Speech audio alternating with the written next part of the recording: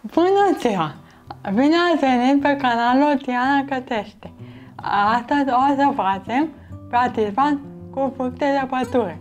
Și pentru asta avem nevoie de 7 ouă, 7 linguri de făină, 7 linguri de sare, un linguri de praf de copt, o esență de vanilie și 3 linguri de ulei.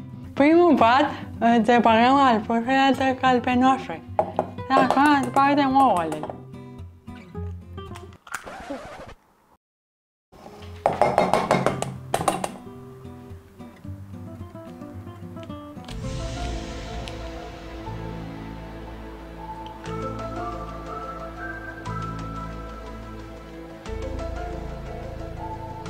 Încă nu cade.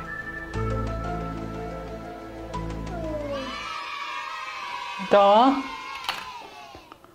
Mi-a căzut puțin galbenoș în albuș, dar se rezolvă. Îl batem cu mixer și spuma se rezolvă. Asta punem albușurile la mixer să le batem spuma.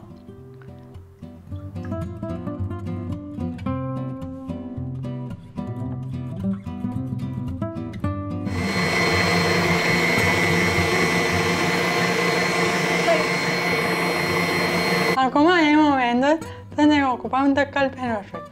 Punem călbenoșurile.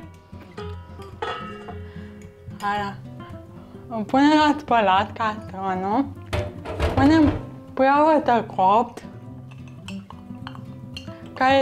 care e stins puțin în țară de lămâie.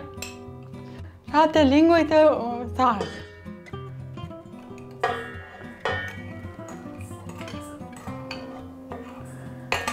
Un praf de sare.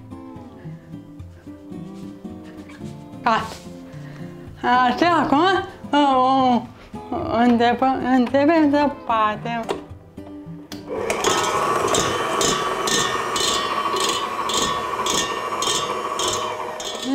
Bine asta.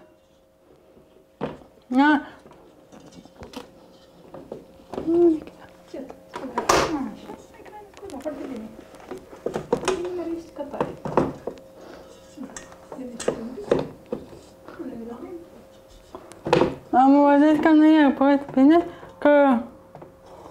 Stai.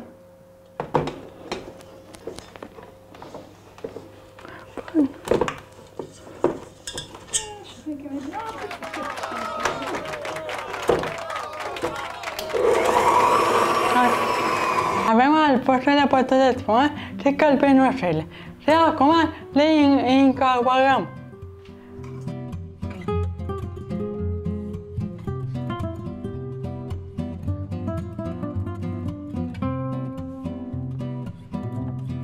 Adăugăm 7 linguri de făină pe toate. Și acum începem să le amestecăm. Am pus în fructe niște făină ca să nu te ducă la fund când le pun în compoziție. Am pregătit o tavă tapetată cu hârtie de copt și am pus ulei. Și acum turnăm compoziția. Punem fructele și după aia le băgăm la cuptor. Călziți cuptorul la 80 de grade și o bag la cuptor.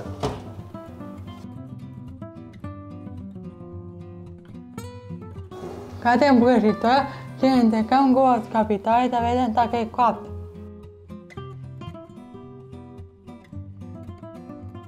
Tăiem prăjitura să vedem dacă e coaptă și după și să o gustăm. Și acum o putrăm cu sare pustră.